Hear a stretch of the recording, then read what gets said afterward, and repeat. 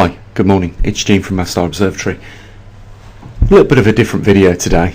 I just wanted to lay out there what we actually are facing right now, because it's very easy to get caught up in our own little bubble and just set aside a lot of major events. So I understand, guys, you are all adults, you deserve to know the truth, but I can't help thinking about the analogy of the slow-boiled frog. If all of these things that I'm about to discuss in this video were thrown upon us in 24 hours, we'd jump out the situation. It's like standing on the track of a train approaching us, and we would definitely jump out the way. But because these are, slotting into our lives one by one, we are certainly a species that is thick-skinned, and we seem to go, okay, this is bad, but we can still go on, we can still find a way forward. And I want to start with the US election 2020 rigged votes, body doubles and other false claims. It's a sad day for democracy around the world, regardless of the allegations that are being made with regards to the vote rigging and things. But we are certainly witnessing allegations being made of vote rigging, and in certain circumstances there is evidence now starting to come through to show that that is the case. This is just one of the things. This is just something that is a human problem, and we are going to move into a couple of other human problems that we face at this time right now. And I know that already you're thinking, oh, I can write a few of these down myself, Gene, but I just want to go through them and explain to you. We have definitely opened a door, and we've got no choice now to walk through that door and into the end of 2020 and into the beginning of 2021. But really what we're walking into is nothing short that could be described as a battlefield for our abilities to remain and keep our continuity on this planet. Let's get into them. I have to say that if anyone in the summer of 2019 told any of us that there would be a pandemic rip across the world, and in recent weeks and months escalate to the levels that they have and cause the losses of freedom of speech, freedom of movement around the world. I mean, if you're in the US, you can't leave the US. If you're in the UK, you can't travel to the United States. It's not just the travelling to and from those two countries. The entire world and the governments around the world have made implications to laws that have affected us all. We are, regardless of whether we believe in COVID-19 being more than a common cold or influenza, we are definitely subject to the new litigation that is now in place and laws that stop and prohibit our movements around the world. Disease, and as you're about to see, famine, drought, floods, on top of a magnetic pole reversal and a changing climate on our planet.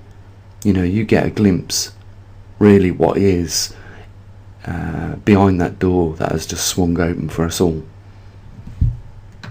On just taking into account the latest solar data, we can see that there are two numbered regions on the solar disk, 2780 and 2781, and neither of them are equatorial, and that is given in a time where the sun should be in a solar minimum. We're at the end of solar cycle 24, possibly just creeping into solar cycle 25, and yet we are seeing sunspots in regions of the disk that shouldn't even exist at this point in time, indicating that there is a story here that needs to be told. People need to be aware that the activity of the very thing within our centre of our universe is acting abnormally different at this point in time, and yet has continued on a trend to do so over the last 33 years of dwindling numbers, if any case. of sunspots and solar activity and solar storms, etc.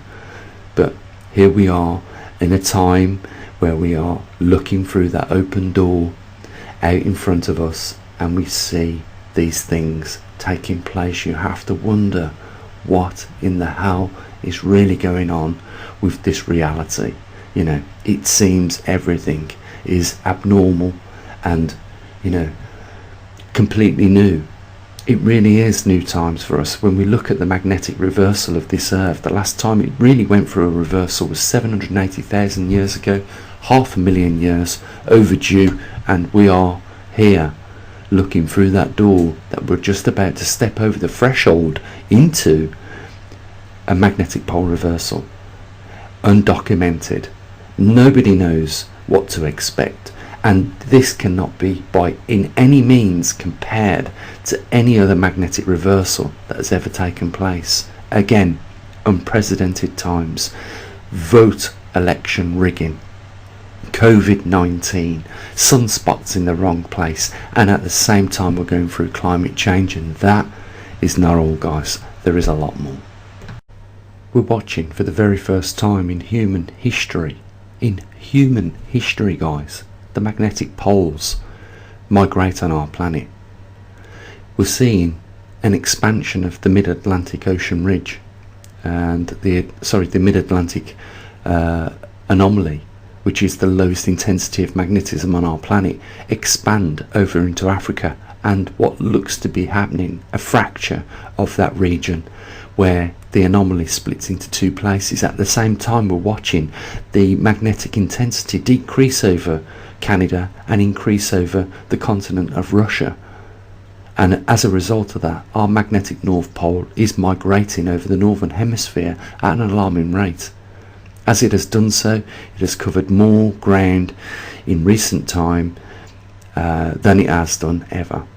Up to the 1990s, from 1900s, it had moved only 500 miles, but from 1990 to the present day, the next 30 years, it has moved clearly over 1,000 miles, indicating that we are moving closer to something happening with regards to a reversal on our planet.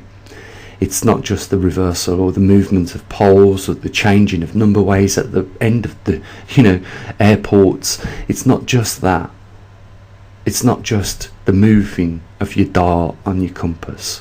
What we're seeing is the protection that is our primary protective field weaken, and has done so at almost 20% at this point in time, and that couldn't have come at a worse point in time because it is aligned with a grand solar minimum.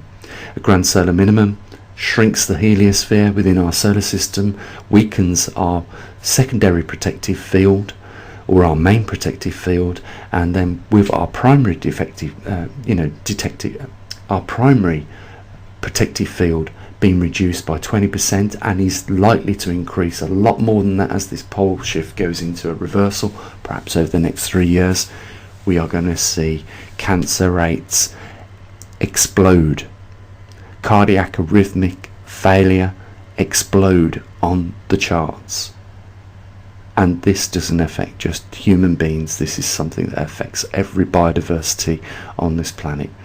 As a result of our weakened magnetosphere and our weakened heliosphere due to the sun going into a grand solar minimum, we are looking at climate chaos.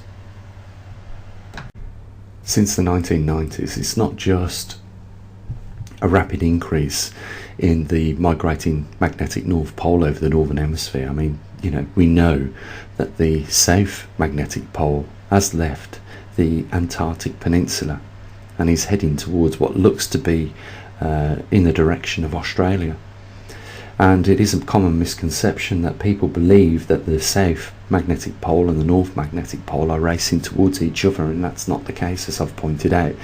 We have seen the South magnetic intensity around the dipole weakening and is actually reducing off the continent of Australia, and we've also seen it reducing off the continent of Antarctica, which means that the magnetic intensity is diminishing slowly it's nowhere near in the same time frame and accountable, noticeable rate of movement of what we're seeing over in the north hemisphere of our planet, where Canada is losing its magnetic intensity at an incredible alarming rate.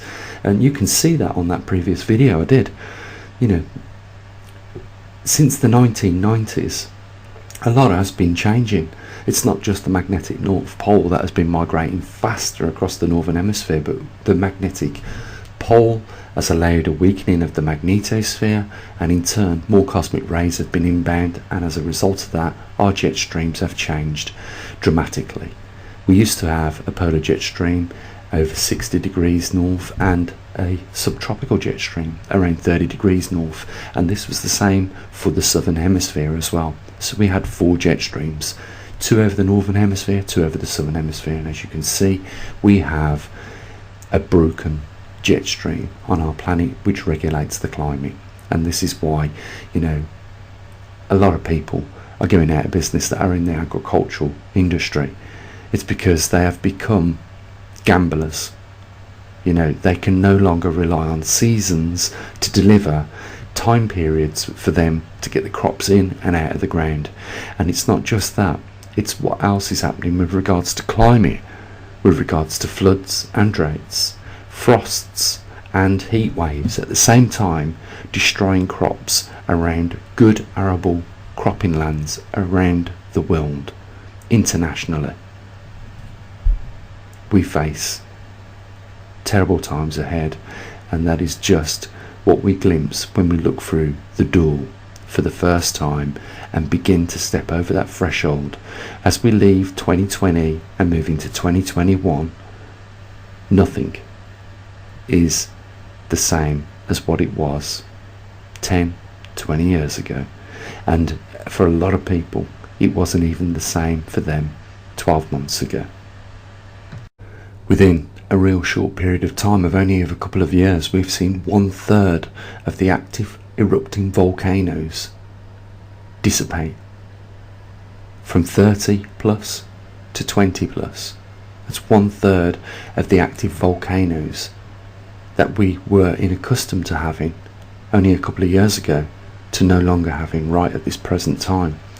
I've been mentioning this because when we look at the added fact that we are 500,000 years overdue a magnetic reversal, and the magnetic dipoles that form on our planet and the magnetosphere that is a protective shield for us forms within the core of our Earth, then we should look at volcanism as a sign to what possibly could be coming. Because if we see a reduction in volcanism and erupting volcanoes on our planet, it could, and I express it could, be because the core of our planet, which generates the magneto and in turn the magnetosphere and the poles, be slowing down, possibly solidifying. I have to express this to you guys because if we look at the neighbouring planet Mars, the very same thing happened to that. It lost its active erupting volcanoes many thousands of years ago. It lost its magnetosphere also. We know it had water on its planet and possibly an atmosphere, but once the magnetosphere disappeared, it was subject to sputtering, a term that NASA use and are fully aware of how Mars lost its water. I'm just saying that it has been proven it can happen in even our solar system. Can you believe that? And it has happened to our neighbouring planet Mars. I have to point out these things because I know you're adults, I know you can angle the truth. I'm just saying to you, for me, it isn't a coincidence that the Earth took another 500,000 years to go through its reversal, when on average it would go through a reversal every 300 to 350,000 years. It's no coincidence that we are seeing a drop-off in the active erupting volcanoes. And it's no coincidence that we are seeing the changes and disruptions to our jet streams and our climate as a result of the inbound disruptive cosmic radiation due to two things: a reversal and a grand solar minimum, both aligning at the same time. Guys, it is easy pickings to find what is the reaction of such disasters taking place as floods. Just type in floods 2020 on your computer after you've watched this video, and you will come across one every single day. Today is Cambodia. In October, 175,000 households in 14 provinces was devastated, and we're not even looking at the crop that they rely on, the staple foods. You need to know this: the staple foods around the world are dwindling low, and there is going to become a massive problem with this. And I know there's a lot of people out there thinking, let's grow food in our own back garden. In a postage stamp, at least it is something. Well, I'm a big believer in something is better than nothing. I love even bad company when I have no company at all. So I am a huge believer that if you make a tiny effort, at least you are making an effort. So I'm always optimistic. So there's nothing wrong with you growing a bit of food in your own back garden, maybe getting a few chickens. Do whatever you can. Make sure you have a bug out bag ready with some improvisations to perhaps cook a bit of food, or sterilize some water. Just the simple things that at this point in time now you can get your hands on easy, because at the moment we're watching the third world countries go down. These eastern countries, Cambodia,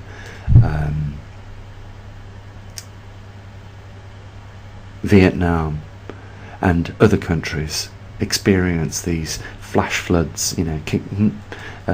Vietnam, 4 cyclones in 1 month. It left 200,000 people up to the waists in water. At that point, how can you maintain a normal life? And it's a struggle for them as it is. But if you don't think that this is coming back to our cities in our western worlds, you need to think again.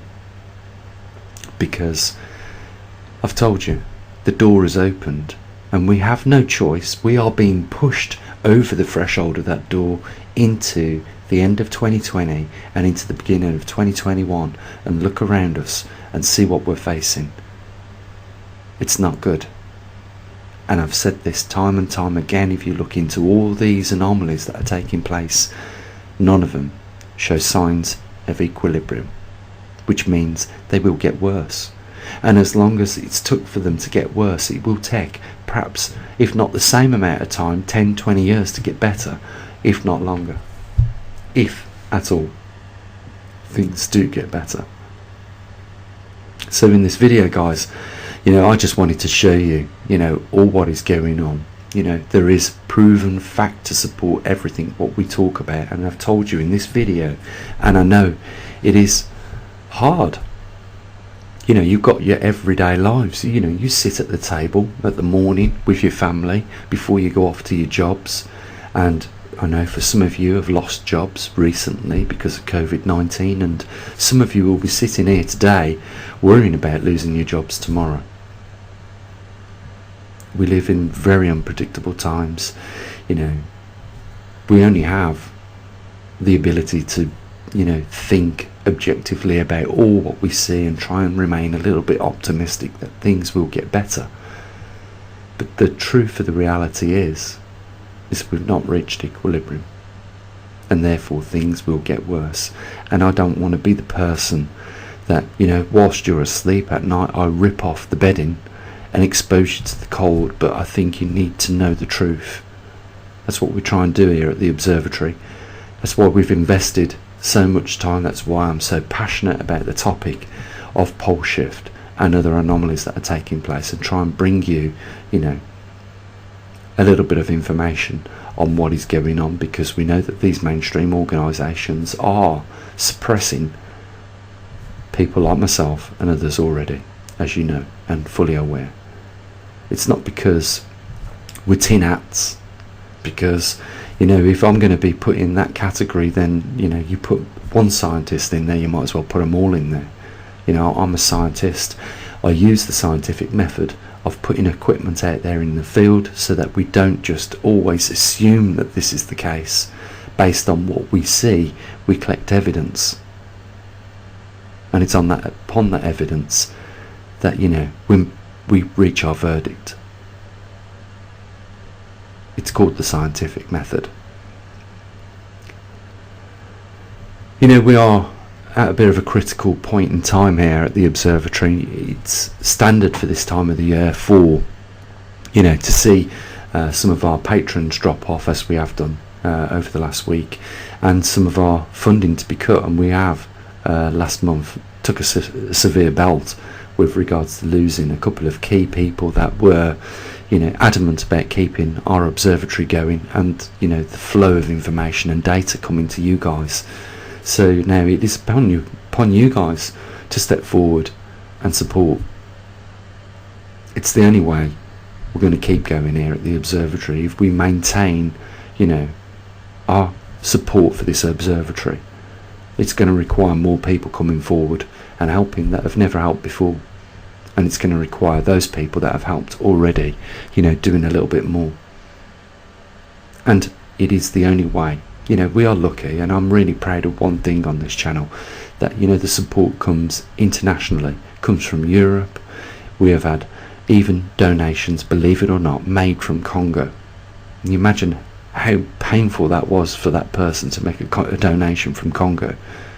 So we have no excuse if we want to keep this facility, our little observatory, you know, publicly funded, and keep the dirty little mittens of the governments off it, you know, and telling us what we can lay out, then we need to support it. It's as simple as that. And I will end this video abruptly, guys, and say that there is a link down there in the description.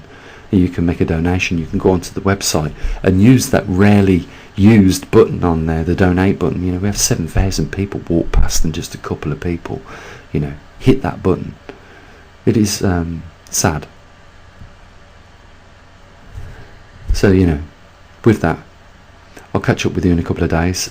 You know, you remain well, I hope, and look after your family, and I'll say what I usually do.